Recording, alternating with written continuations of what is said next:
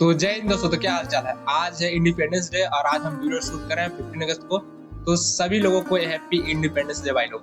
देखो यहाँ पे हम दो फोन का बात करने वाले हैं, iQOO Neo 10 और यहाँ पे Oppo के 13 Turbo Pro। भाई नाम ही इतना लंबा है ना, लेकिन उस हिसाब से काम क्या किया ओप्पो वाले ने। देखो यहाँ पे प्राइसिंग देख लो ना, ओप्पो का आपको 38,000 देखने को मिल जाएगा, जो 256GB है। इसका जो बेस वेरिएंट है 256GB वाला आता है without card offer. Card offer लगाओगे तो आपको 35 के आसपास देखने को मिल जाएगा। लेकिन वहीं पे जो iQOO है ना, iQOO Neo 10, उसमें आपको 256GB अगर लेते हो 256GB तो आपको 34 पड़ जाएगा। कार्ड ऑफर लगाओगे तो 32 में ही मिलता है।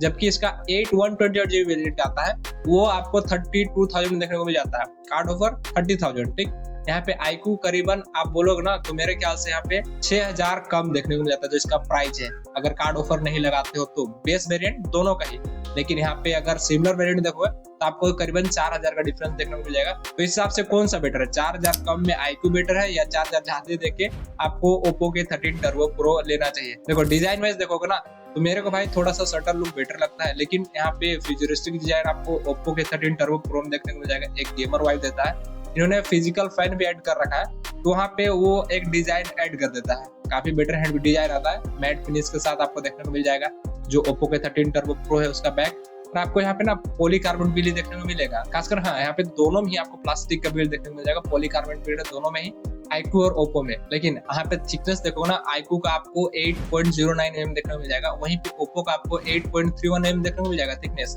वहीं पे वेट की बात करोगे ना तो दोनों का काफी सिमिलर वेट देखने को जाता है, करीबन 205 से लेकर 210 ग्राम का दोनों ही वेट करते हैं। ठीक, अब देखो ये तो हो गया design wise. IP rating wise देखोगे ना तो यहाँ पे IP65 जो iQOO उसमें देखने को मिल जाएगा। यहाँ पे डस्ट रेजिस्टेंस तो प्रॉपर होता है, बट वाटर रेजिस्टेंस नहीं होता है। ठीक, iQOO मतलब स्प्लैश प्रूफ बोल सकते हो। वहीं पे Oppo के 13 Turbo Pro है ना, उसमें आपको IPX8 IPX9 रेटिंग देखने को मिल जाता है। ये हो जाता है वाटर रेजिस्टेंट प्रूफ, लेकिन यहाँ पे देखोगे ना तो ये डस्ट रेजिस्टेंट का प्रूफ नहीं देता है जो Oppo के 13 Turbo Pro है वो, क्योंकि इसमें आपको यहाँ पे फैन फिजिकल फैन देखने को मिल जाता है, तो उसके कारण यहाँ पे डस्ट जा सकता है ना जो फैन में, तो फैन वगैरह थोड़ा सा डैमेज हो सकता है, इसीलिए डस्ट प्रूफ नहीं है। लेकिन इन्होंने ऐड कर दिया मिलिट्री ग्रेड। भाई मतलब डस्ट प्रूफ नहीं है, मिलिट्री ग्रेड है, कोई सेंस नहीं बनता इसका, मार्केटिंग है ये, समझ लो। ठीक, अब तो ये तो हो गया डिजाइन में, जो तो पर्सनल चॉइस होता है कौन सा आपको बेटर लगेगा। अब देखो यहाँ पे ना डिस्प्ले वाइज बात करो तो उतना कुछ खास डिफरेंस है नहीं दोनों के डिस्प्ले में, थोड़ा सा बेटर ही होगा iQOO का।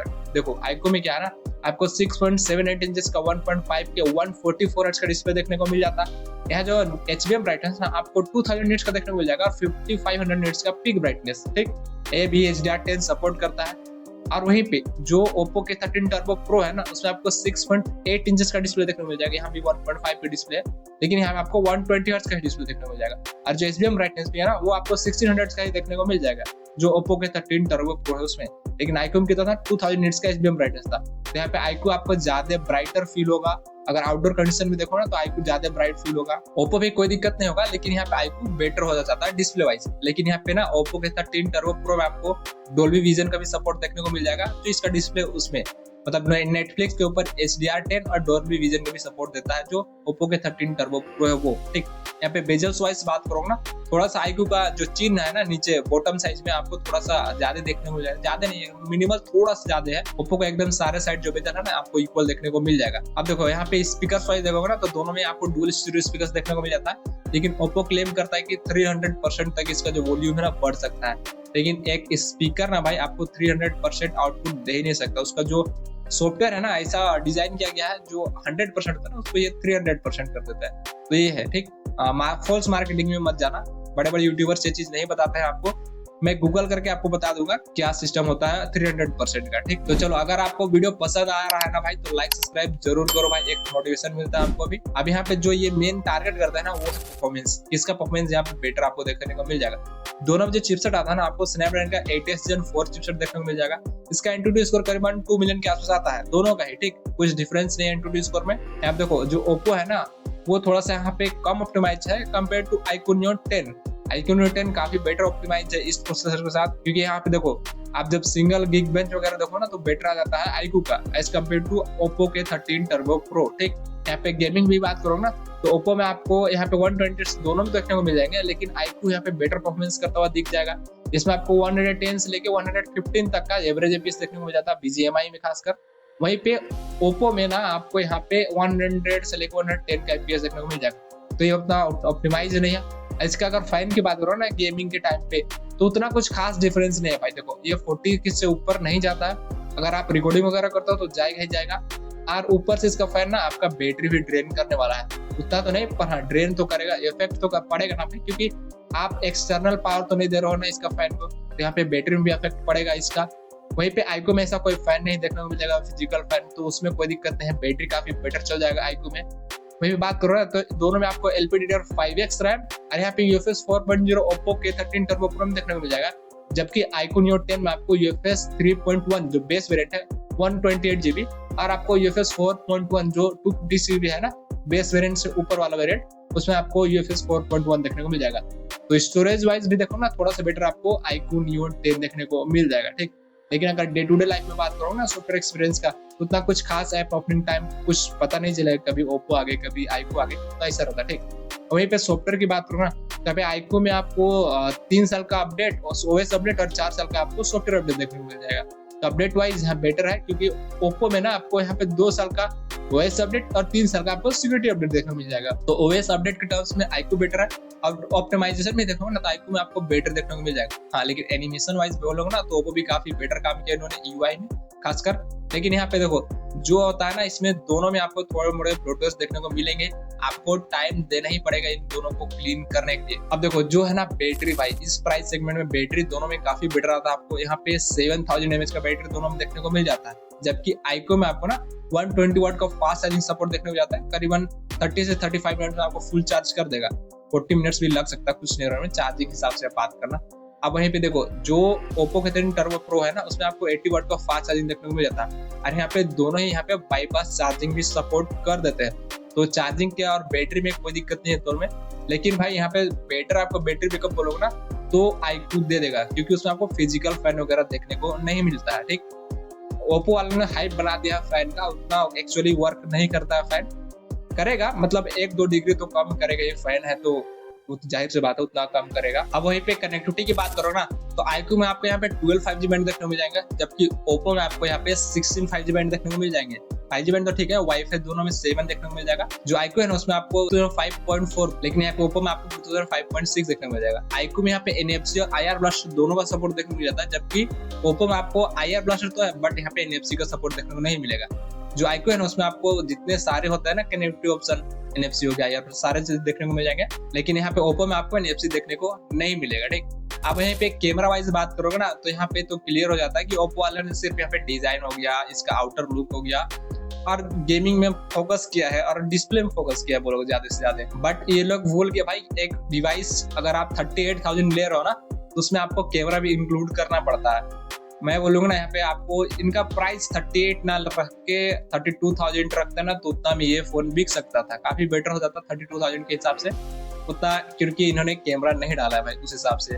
देखो जो मेन सेंसर है दोनों में आपको 50 मेगापिक्सल देखने को मिल जाएगा iQOO और ओप्पो में, लेकिन जो सेंसर साइज है ना iQOO में आपको 1/1.95 इंचेस देखने को मिल जाएगा, वहीं पे जो ओप्पो में सेंसर यूज किया गया ना 1/2.88 इंचेस का देखने को मिल जाता है। जितना छोटा नंबर उतना बड़ा सेंसर, ठीक। ऐसा मत जाना कि जो बड़ा है वो बड़ा है, जो जितना बड़ा उतना छोटा सेंसर, ठीक। तो यहाँ पे iQOO का बेटर सेंसर देखने को मिल जाता है 50 मेगापिक्सल का, और यहाँ पे iQOO में आपको 8 मेगापिक्सल का अल्ट्रा वाइड देखने को मिल जाएगा, जो कि यहाँ पे ओप्पो में आपको देखने को नहीं मिलेगा। उसमें आपको सिर्फ 2 मेगापिक्सल का सेंसर देखने को मिल जाएगा, डेप्थ सेंसर माइक्रो जो भी बोल लो आप, 2 मेगापिक्सल का सेंसर है, ठीक। यहाँ पे आप दोनों पे 4K 60 FPS से वीडियो रिकॉर्डिंग कर सकते हो, वॉइस का सपोर्ट देखने को मिलता है, बेटर हो जाता है वीडियो रिकॉर्डिंग यहाँ पे। लेकिन जो होता है ना प्रोसेसिंग वो आपको यहाँ पे iQOO में बेटर देखने को मिल जाएगा। आप स्टेबलाइजेशन देख लो, जो HDR होता है वो मैनेज करना हो गया iQOO बेटर कर लेता है, और फोटो में जो डिटेल्स आता है ना वो iQOO में आपको बेटर देखने को मिल जाएगा। जाहिर सी बात है सेंसर्स का बड़ा है ओप्पो के कंपेरिजन, तो यहाँ पे iQOO बेटर यहाँ परफॉर्मेंस करता हुआ दिख जाएगा फ्रंट कैमरा मतलब बैक कैमरा से। अब देखो जो फ्रंट कैमरा है ना उसमें भी iQOO में आपको 32 मेगापिक्सल फ्रंट कैमरा देखने को मिल जाएगा, ओप्पो में यहाँ पे आपको 16 मेगापिक्सल देखने को मिलता है, वो भी 1080p 30 fps से वीडियो रिकॉर्डिंग कर सकते हो, 60 भी नहीं 30 है बस। वहीं पे iQOO में आपको यहाँ पे 4K 30 fps का वीडियो रिकॉर्डिंग देखने को मिल जाता है। तो iQOO यहाँ पे कैमरा में भी काम किया, डिस्प्ले में भी काम किया, ओवरऑल iQOO बोलोगे ना सारे चीज में आपको यहाँ पे बेस्ट देखने को मिल जाएगा इस प्राइस सेगमेंट में बात करोगे तो। लेकिन यहाँ पे प्राइस भी देख लो ना भाई, ओप्पो वालों ने कितना लिया 38,000, iQOO कितना ले रहा है 34,000 सेम वेरिएंट का, तो उस हिसाब से कोई सेंस नहीं बनता भाई, आप ओप्पो को लो। एक ही सेंस है, अगर आप यहाँ पे डिजाइन वाइज देखते हो, परफॉर्मेंस में तो कोई कमी नहीं उतना खासकर। यहाँ पे ऑप्टिमाइजेशन का सख्त जरूरी है इसमें ओप्पो में, खासकर गेमिंग को लेके भाई। वहाँ पे जो सॉफ्टवेयर है ना ओप्पो में काफी बेटर है, इससे खराब नहीं है सॉफ्टवेयर, लेकिन जो इसका फिजिकल फैन को लेके इतना हाइप बनाया ना ओप्पो वालों ने, तो वो बेटर नहीं है। ठीक, फिजिकल फैन यहाँ पे बैटरी भी ड्रॉप करेगा आपका, ठीक है, टेम्परेचर तो ड्रॉप करेगा, मिनिमल ड्रॉप होगा 1 से 2 डिग्री का, यहाँ से 40 से ऊपर नहीं जाएगा आपको, ठीक। लेकिन उसके में आप क्या दोगे ना, बैटरी दोगे, जो बैटरी का परफॉर्मेंस होगा थोड़ा सा डाउन होगा, ज्यादा नहीं भाई, मतलब उतना भी नहीं, पर हाँ डाउन होगा। फैन यूज करेगा ही करेगा पावर, ठीक, वो नहीं होगा आपको iQOO में। वहाँ आपको बेटर यहाँ पे देखने को मिल जाएगा, क्योंकि उसमें बैटरी में मतलब जो होता है ना पावर, उसमें ज्यादा होगा बैटरी तो उतना परफॉर्मेंस ड्रॉप होता है, वो iQOO में नहीं देखने को मिलेगा आपको।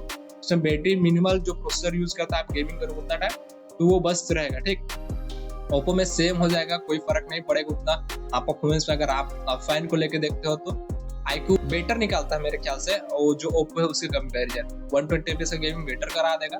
डिस्प्ले देखो ना, दोनों में काफी बेटर है, लेकिन iQOO में बेटर देखने को मिल जाएगा, क्योंकि उसमें आपको 2000 निट्स का जो हाई ब्राइटनेस मोड होता है ना, ब्राइटनेस आपको बेटर देखने को मिल जाएगा iQOO में एज कम्पेयर टू ओप्पो, ठीक।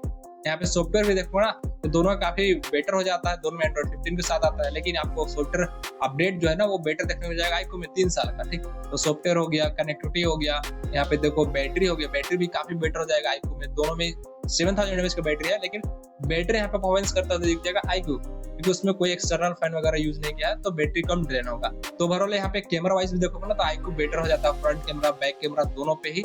तो भाई कोई सेंस नहीं बनता है कि आप ओप्पो लो, तो यहाँ पे बेटर चॉइस हो जाएगा ना iQOO Neo 10 सारे चीजों में, डिस्प्ले, कैमरा, बैटरी, परफॉर्मेंस, सारे चीजों में कोई दिक्कत नहीं है iQOO में भाई। आप ले सकते हो ओप्पो, कोई दिक्कत नहीं, आपका चॉइस है, आपको जो पसंद आए भाई। मैं तो बस बता सकता हूँ कौन इस प्राइस में आपको बेस्ट रहेगा, वैल्यू फॉर मनी रहेगा, ठीक। चलो मिलते हैं आपको नेक्स्ट वीडियो में भाई, तब तक के लिए thanks for watching, keep supporting.